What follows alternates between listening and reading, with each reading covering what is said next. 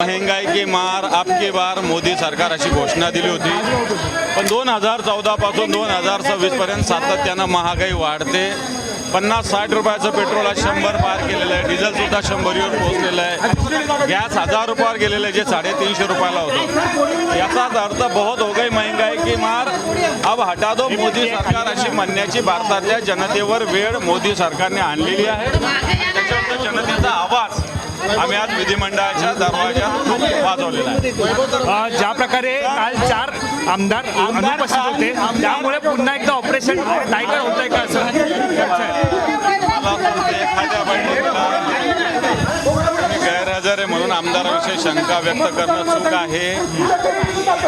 जे लोक आमदार गैरहजर होते त्यांनी मला असं वाटतं तशी पूर्व सूचना पक्षाच्या संबंधितांना दिलेली होती आणि ते सगळे लोक आज असतील। उद्या पुन्हा आमची महाविकास आघाडीची बैठक आहे, त्याच्यातही सगळे आमदार असतील।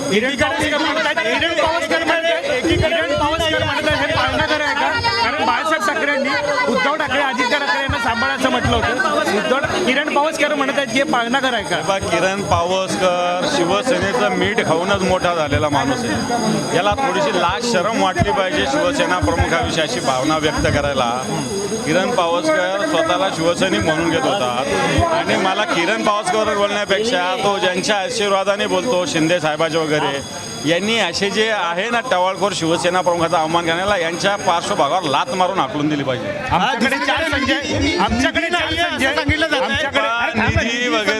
निधी वगैरे झूट प्रश्न आहे।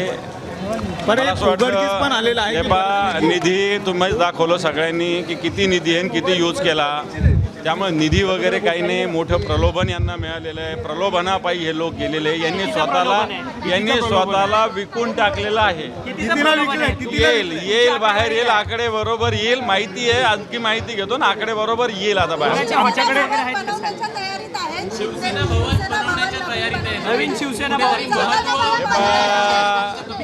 जे पावित्र्य बाळासाहेब ठाकरेंनी बांधलेल्या शिवसेना भवनात आहे, हे पावित्र्य असे किती शिवसेना भवन झाले गद्दार लोकांचे, तर ते या शिवसेना भवनची बरोबरी करू शकत नाही। या शिवसेना भवनाने महाराष्ट्राच्या इतिहासात एक जागा निर्माण केलेली आहे।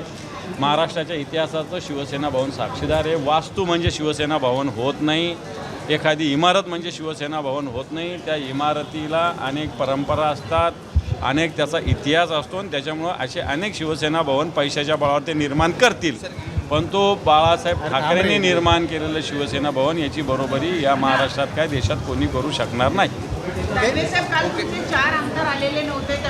मला असं वाटतं मी बोललो त्याच्याविषयी, 4ही आमदारांनी सूचना दिलेली होती। 2 आमदार तर इथंच विधान भवनात त्यांच्या जिल्ह्याच्या काही बैठका होत्या DPDCच्या म्हणून नव्हते, बच्चू कडू आणि मला असं वाटतं सगळे आमदार आज उपस्थित असतील। उद्यासुद्धा महाविकास आघाडीची बैठक आहे संध्याकाळी, त्यालासुद्धा सगळे आमदार असतील।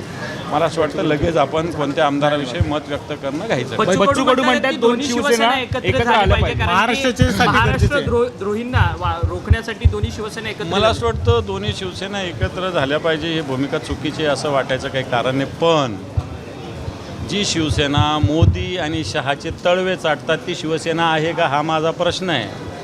ती भारतीय जनता पार्टीने विशेषतः अमित शहा यांनी बनवलेली एक टीम आहे स्वतंत्र, कधीतरी तिचा वापर करायचा, कधीतरी तिचा युटिलाइज करायचा आणि स्वतःचा स्वार्थ साधायचा। त्याच्यामुळे ही शिवसेना होऊ शकत नाही। शिवसेना बाळासाहेबांची आहे, उद्धवजींचं नेतृत्व ते करतात, ही शिवसेना खरी शिवसेना आहे। तर दुसरी शिवसेना या महाराष्ट्रात काय या देशात नाही आहे।